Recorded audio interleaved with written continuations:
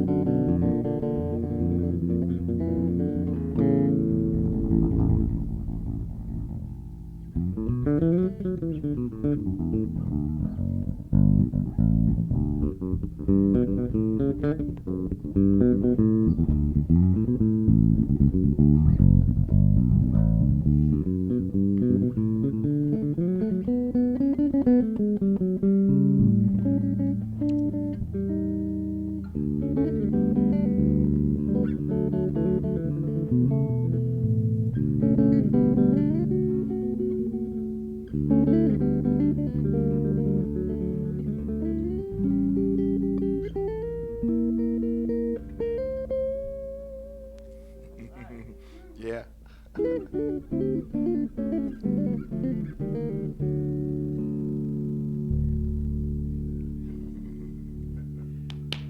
Yeah. Awesome, Gerald. That's sweet. So here we are at the Guitar Summit. So first question for, and by the way, welcome. This is so amazing that we get to have a little conversation with two bass players and a guitarist. I personally am overwhelmingly excited about this. This is so cool. So my first question is, what drew you to your instrument? And tell me about the early days of just your musical life, like when you were a little kid. What really got you playing music? How did you come to music? And what drew you to the bass and the guitar? If you want to start, Monnette. Well, I started, my mother was a singer and a pianist with the church, and so she encouraged me to play. My stepfather brought home a kind of a raggedy guitar one night and said, here, you know. And I always wanted to play it, but my mother, unbeknown to me, kept putting it in a closet because she didn't want me to be a rock and roll player. And when I was a teenager, my Aunt Marlene introduced me to someone that could give me lessons. And so she was a folk singer, so I started out playing traditionally what women do is play folk music. Okay. And then I was like, well, where's jazz on the radio? You know, where's West Montgomery and people like that? And so, so then I was just searching that type of music out, and I'm a happy person. Cool. Cedric. Well, I always loved music. My dad used to play jazz in the car everywhere we went. And I started to dig it. I started to really dig it. Actually, I turned 12 years old, 13, and I went to a new school in Philadelphia called Ada H. Lewis Middle School.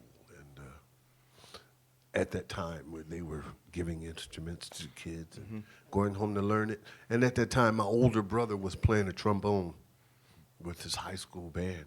And of course, you want to be like your bigger brother. You want to be like your older brother. So Mom and Dad, I want to play an instrument too.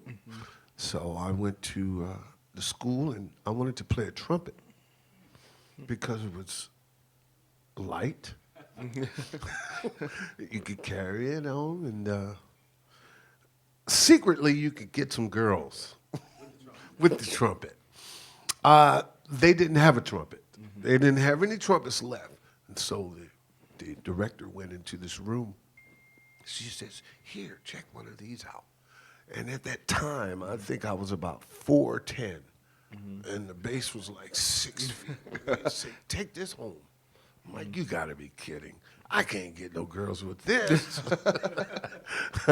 So I took it home. My dad came and got me, and we took the bass home, and I started to play the upright bass. And I started getting some lessons from Settlement Music School, the same guy that taught Stanley Clark, Mr. Rossi, on the upright bass. And it started really feeling good. And I was learning really fast.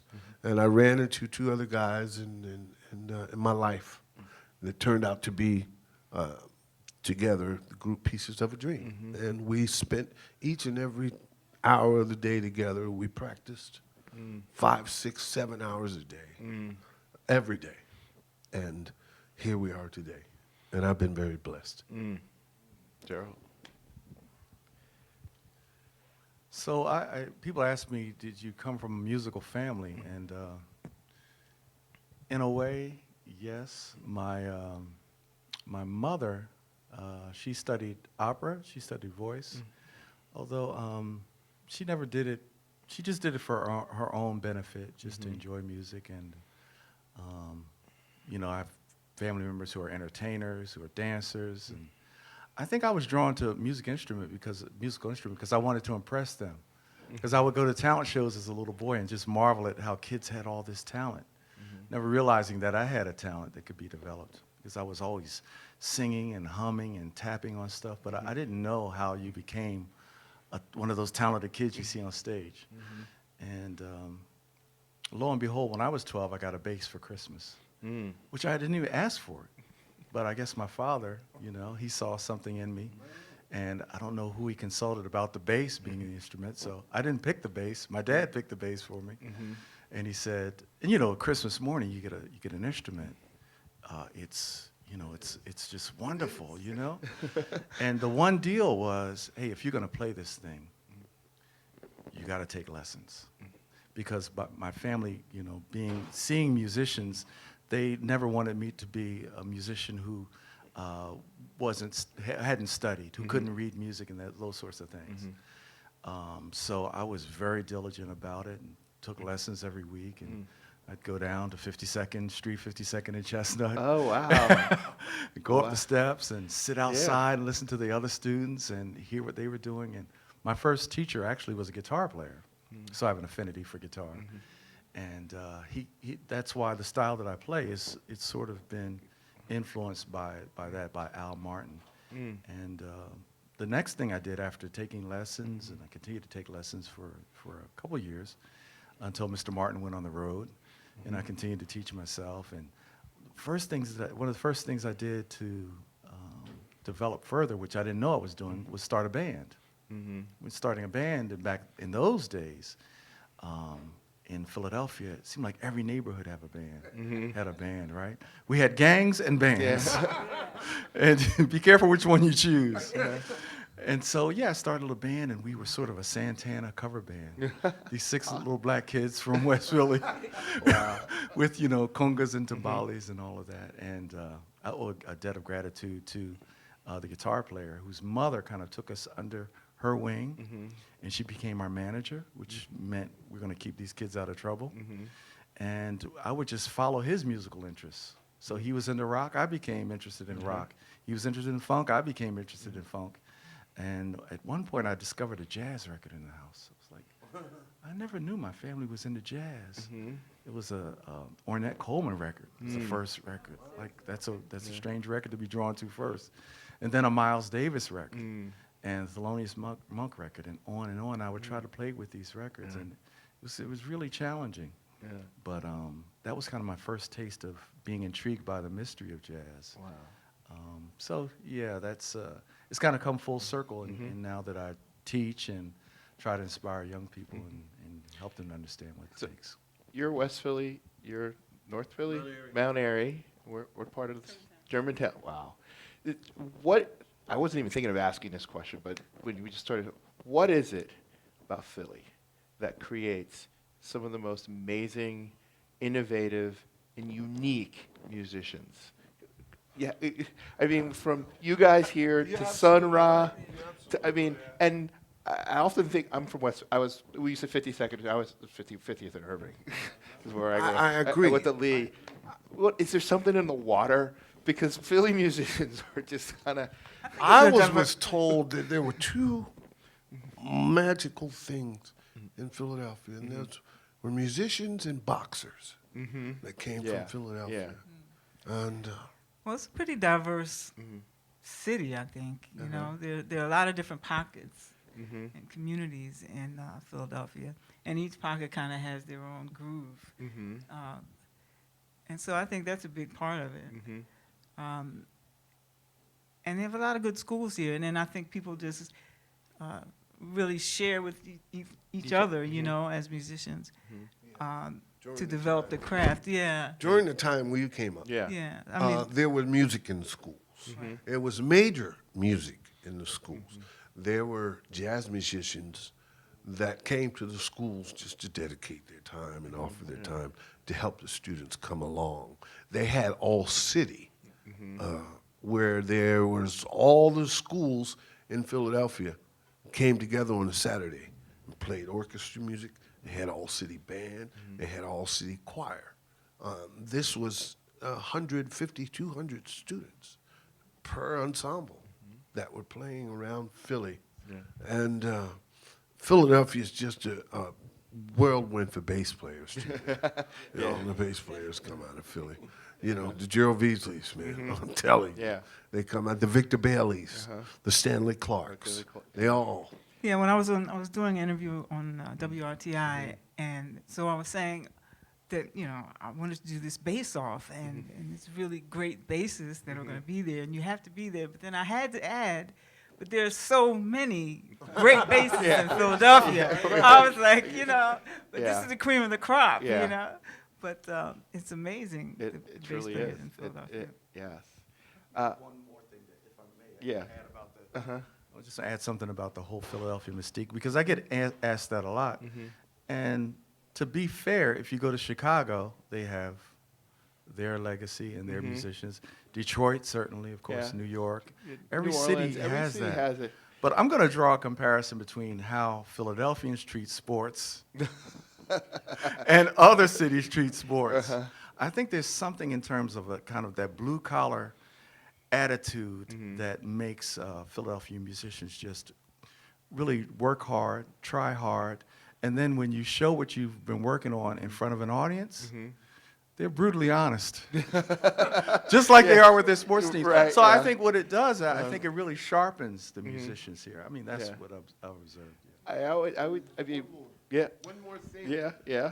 As Gerald mentioned, during the 70s, there was a band every corner. Yeah. There was a band every 3 blocks. Yeah. Somebody was putting together a group. There was a group. There was always a group of musicians around. You know, you said they had the gangs and they had musicians. Be careful what you choose. So, in school, because you guys all mentioned teachers, you mentioned Settlement Music School. In school, were you guys part of the band in school as well as the band you had outside? Daryl's smiling. Why are you smiling? My experience was a little bit different because it was like a dual life. You know, I had the band that we rehearsed in the basement, and then we'd go to school, and nobody would really necessarily know we were musicians because we were involved in other things in school, like sports, I play basketball and that sort of thing. And you almost didn't, and just in my experience, we really didn't mix the two until one day, you know, they said, "Do you want to play?" You found out about the talent show again, and you go play, and people are amazed. So I never participated in a formal kind of situation in school, but I always loved the orchestra and those guys. But, you know, I think we have this in common, being those band kind of guys, you know, where you work your group, the rock band or the funk band. You know, that was That was the same thing with me. I wasn't involved in school musically at all. And I kind of did everything on the side, you know. Took lessons, and we had the Sounds of Liberation. We had that band, and we would practice, you know, 7 to 8 hours in the garage and same kind of stuff.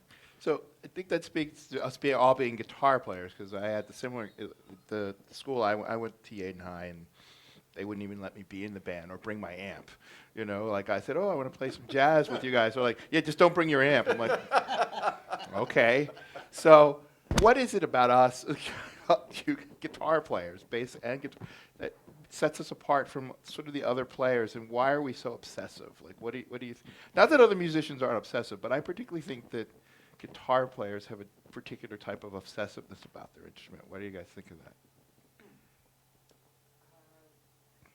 I don't know if I agree with Okay. that. Because Okay. I think that every instrumentalist, if they're really, if it's their passion, they're obsessing. Yeah, I mean, Yeah. so it's not specific for, Yeah. string Okay. instruments. Yeah. I don't know about I don't hear stories of trumpet players falling asleep playing their instrument, and I always hear guitar players talk. Well, did you guys, when you were learning to play, take your bass to bed with you? Did you like sit there in bed and fall asleep and play, and wake up in the morning and start playing? I did that a almost couple kinda months still ago. do. Yeah. Yeah, still do. Okay, And you that's- know, with me, the question that I would hear often that would really confuse me is when people would say, "Well, how many hours do you practice Yeah. a day?" I wouldn't understand that because Uh-huh. I was always playing. Yeah. So it was almost hard to measure, like how many. Well, Mr. Veasley, how many hours? 2, 3 hours? It's like until you get it, you know. Yeah. And so that's the obsessiveness. One thing I'll say though about our generation in terms of playing bass and guitar, see that coincided with that British invasion, where a whole new type of definition of what a band is happened around that time. Yeah. Where, people, first of all, that was the first time that people really wrote largely their own music, and they went around performing and singing their own music rather than waiting for a publisher to say, "Hey, check this out, kid." Right? So I think there was something also about the bass and the guitar and the drums that was kind of liberated during that time. Yeah. Also, with our instrument, it's the portable instrument you Yeah. can take anywhere. It's liberating in that way too. I think. Yeah, awesome. So, Monnette, why Guitar Summit? What inspired you to create this? I've been a couple years now in a row, and it's as a guitarist. Seventh year. Yeah, it's And- awesome. yeah, 7 so what years. inspired you to do this, to take this on? My mother. Really? Because she hid my guitar in the closet. I mean, seriously. Because she didn't know the diversity of the instrument. Mm. She only knew rock and roll, and she never knew the depth of the instrument. And so, that's my motivation. Yeah, it's always funny to me when I talk to people about the era that we all came up in. I'm a little younger than you guys, but if you said you wanted to play music, like, what, you're going to be a criminal?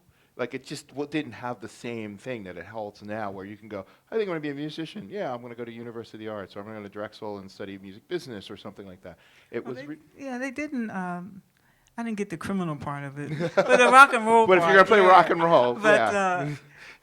but I wanted to play clarinet, and I expressed that to my grandfather once, and he was like, "Well, you don't want to do that because your lips will get hard, So, yeah, I say, okay, But these are the type of things that adults do to children that have desires and passions, and they sometimes are discouraging, and so I always like to encourage people at any age, if you want to do it, do it.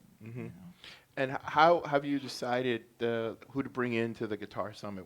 What's your criteria, or how do you think about it each year when you're putting it together?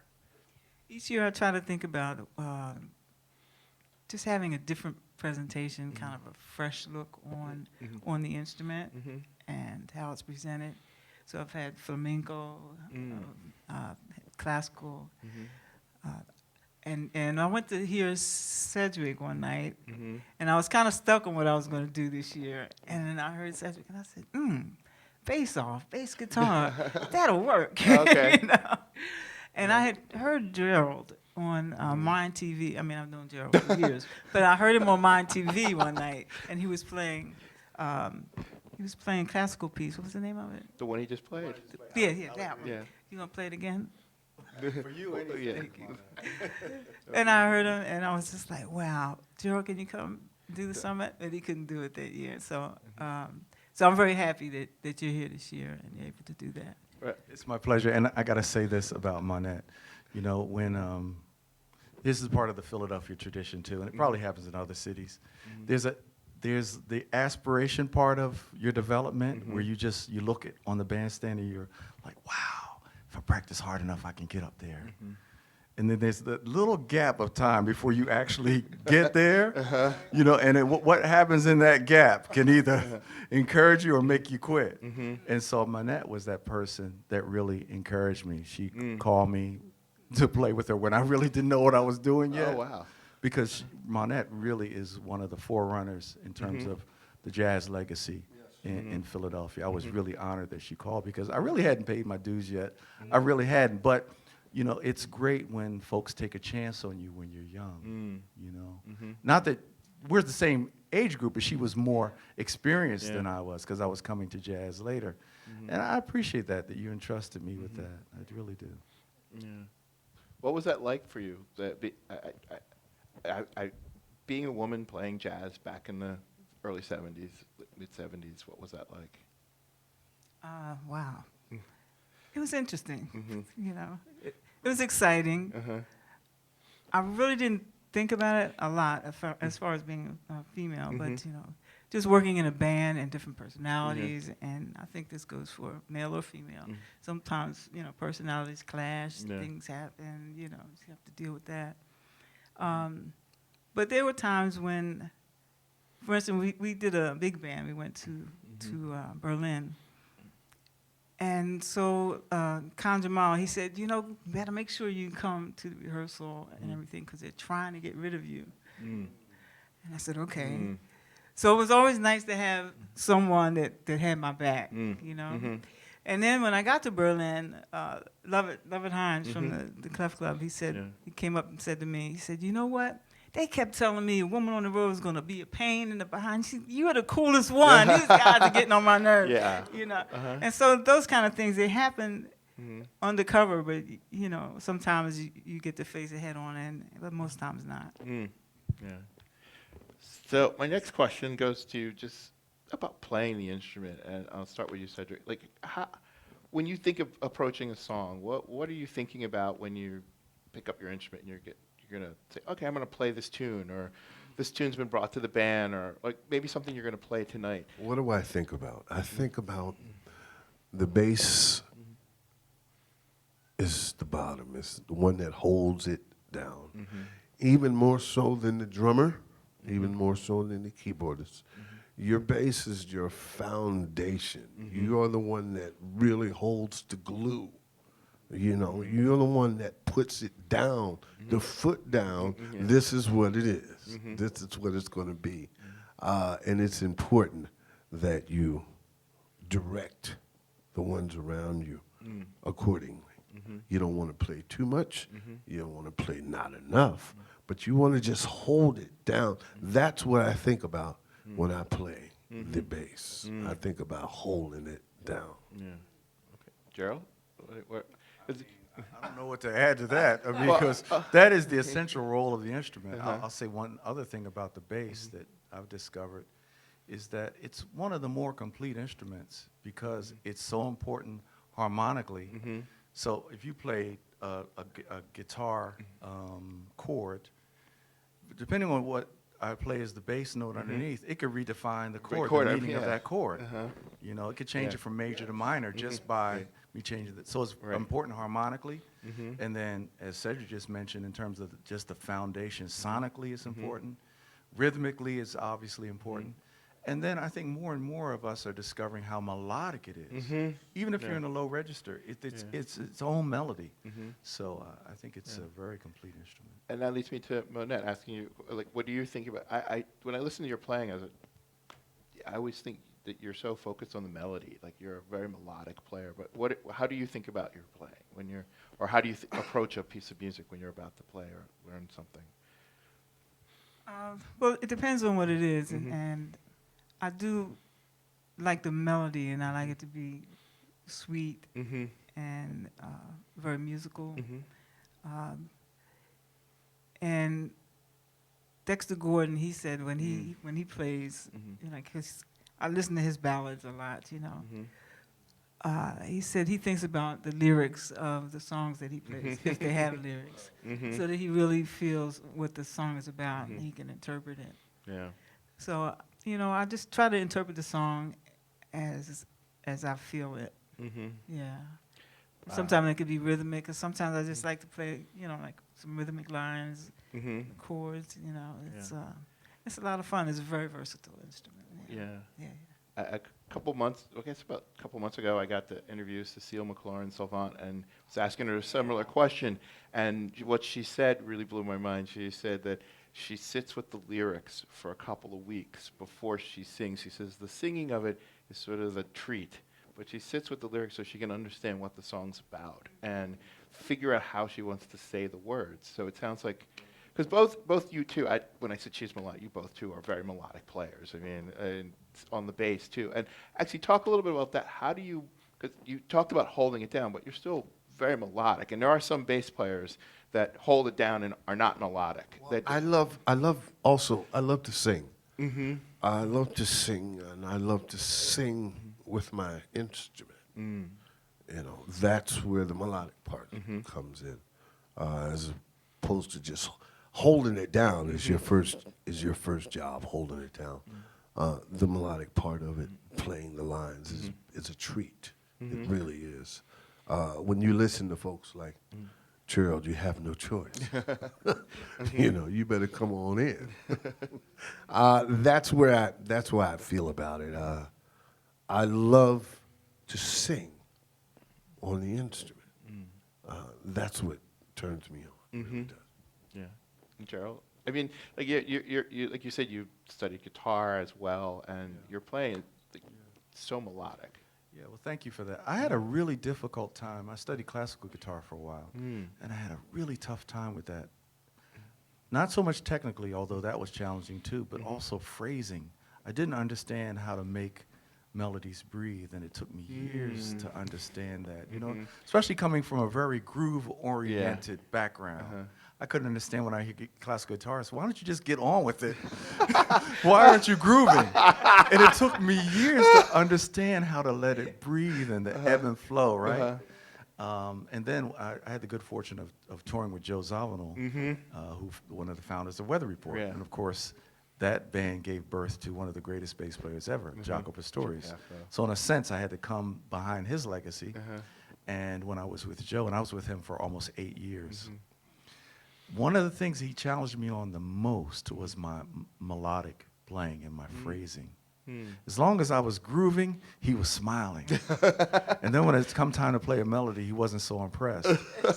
So I really had to work on that. Really did things like listen to singers and understand phrasing and understanding how to let it breathe and listening to saxophonists. Because in a way, playing melodically on the bass is the exact opposite of what we're taught, really. Although, to me, now that I've gotten older, I understand that it's all melody. Even a drummer, the best drummers play very melodically. You listen to Max Roach, it's melody, you know? Yeah. Yeah, it's so amazing because it is such an instrument that can get riffy. and you can lose a sense of you know, telling that story. So, You know, let me just say one thing. I have about 5 or 6 students, private students, that I teach, and I tell them playing the bass and soloing is like having a conversation with someone. Now that you just mentioned, sometimes people tend to overplay. And you mean, it's just like they talk too much. You know, you ever run into folks that you have a conversation with, they just talk too much. You know what I mean? And when I teach my students in soloing, it's just like a conversation. What do you do when you first see someone? You say, hi, how you doing? How's everything? That's all. That's all. You don't say, hey, well, you know what happened to me today and all this other kind of stuff. You don't go through that. You actually go through conversation. And as you talk, you build more. You get more into a conversation with someone. The longer you talk to someone, the more conversation you get into. That's how my take is. Yeah. How do your students respond to that? Because I find They love. They grasp on what I'm telling them, and they find that it's very true. And the soloists that I tell them to listen to, you go and you listen to some fusion, you hear a whole lot of playing, but you go back and listen to some old Miles, Yeah. and he played 2 notes that just made you say, "Oh my God!" You understand? That's what the same. It's that type of conversation. Yeah, yeah, yeah. I think I have a number of songwriting and composition students, and the same thing. I'm always trying to get them to breathe and tell the story and let it unfold. Yes. And it seems like so much of contemporary music is about sort of run-on sentences. How many licks you can play, you know, Yeah. and how many runs you learned. And you have to do it all at one time Yeah. in every song. Heard every song all the time. Even I was going to say, oh my God! I think Sorry. sometimes it's related to ego, and sometimes it really is fear. For example, if you're having a conversation and then you stop, there's that uncomfortable moment, right? And there's the same thing with music. Sometimes people want to fill up all the space because they're under the illusion that when there's space, there's nothing happening. But what I tell my students is that there's always something happening. Yeah. And really, there's no such thing as space, because even when I pause, in that moment, there are thoughts going on. There's an anticipation of what's going to happen. That's why call and response works. Yeah. Right? Because and call and response is happening even when the audience isn't overtly responding. So if I play you're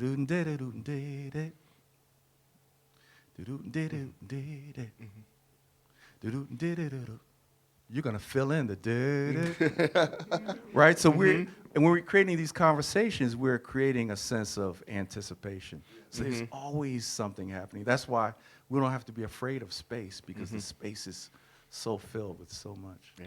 Well, we're gonna have awesome conversation with you guys tonight when you perform. So do we have time for one question from the audience? 2 questions from the audience. Any questions out there that you'd like to ask our wonderful panel? I think they've learned it all. I just want to say that, Cedric, I didn't know you had that Barry White thing going. Yes, we have a question right there. I'm not a musician, but I want to know, what haven't you done or who haven't you played with that you would love to do or play with as far as musically? I don't have an answer for you. I really don't.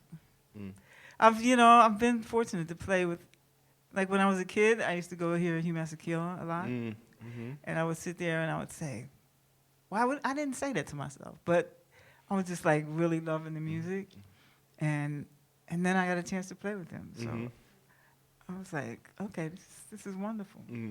So right now, I'm just really into the Guitar Summit and different things that I'm working on. I haven't really focused on who I want to play with right now. I'm not really in that space. I'm like you. You're right. I've been very fortunate, very blessed, very, very fortunate to play with an array of artists all around the world. And I've been taught that by my second dad, Grover Washington Jr., that less is more. You know what I mean? That's all I really needed to know. When you play so much, sometimes just let it breathe. Don't have to play so much. And he said, sometimes less is more. I never forgot that. And it has taken me throughout my career. That's great. It's interesting that we have this in common, this Grover Washington Jr. connection, because of course Grover was very instrumental in Pieces of a Dream, and I toured with him after you did years later. And the first time I ever played with Grover Washington Jr., I reminded you of this. You had forgotten. I was with Monnette, because this was around the time of the album Then and Now, which was his first, I don't know if it was his first, but one of his straight ahead albums. And then we went to the Blue Note and played. And almost the whole concert was straight ahead jazz, because people really misunderstood Grover, the depth and the breadth of what he could do as a jazz musician. So I agree. I've been very fortunate to work with people like that. But as soon as you said, "Who would you like to play with?" I always know. You know, I always do, because I love the idea of playing with Herbie Hancock. And I love the idea of playing with Pat Metheny. I'm emphasizing the idea because sometimes when you get together with the people you idolize, it doesn't work out the way you would think it would. I'm being honest, you know, and it just happens for no reason except that I think part of being a musician is you have an easy ability to fantasize and to idealize, at least I do, because you have a real rich imagination. And often these artists that you admire, they're just people. Yeah. Sometimes they're mean people who play beautiful music. Yes. Right? So, yeah, I have a long list of people who are, the idea of playing with them. But you really know a little bit excites me. about them. No, not that. No, don't get me in trouble. It's not that. It's that I know people. Yeah. And people are subject to fail because we're people. Yeah. Yeah. We have another question out there? Yes. Yep. I got just a technical question. I'm asking this out of my ignorance. On the bass, the low, six-string bass, your low note's B, right? And your high note's a C. Now, why couldn't that be tuned just like a guitar? E, A, D, G, B. Yeah, so he's asking about the tuning of the bass. This, the normal 4 strings are in the middle, and then it has an extra low string, which is a B here, and the extra high string is a C. And back in the 60s, Fender came up with a version of a 6-string bass, and it was tuned the way you described, which is just same as a guitar, but strung an octave lower. So it would be help me out, E, A, D, G, B, E. Yeah. So they had those. But the other thing is that there are people out there who are experimenting with all kinds of tunings. Yeah. Folks like Michael Mannering, who does all kinds of very interesting tunings. So that's the cool thing, that you can try whatever you like. Yeah. All right. Well, Jared, you want to play us out? Okay. Okay. Can everybody give our panel a big round of applause? Thank you very much. And Gerald's going to play a little thing to sort of close us out. And thank you so much, everyone.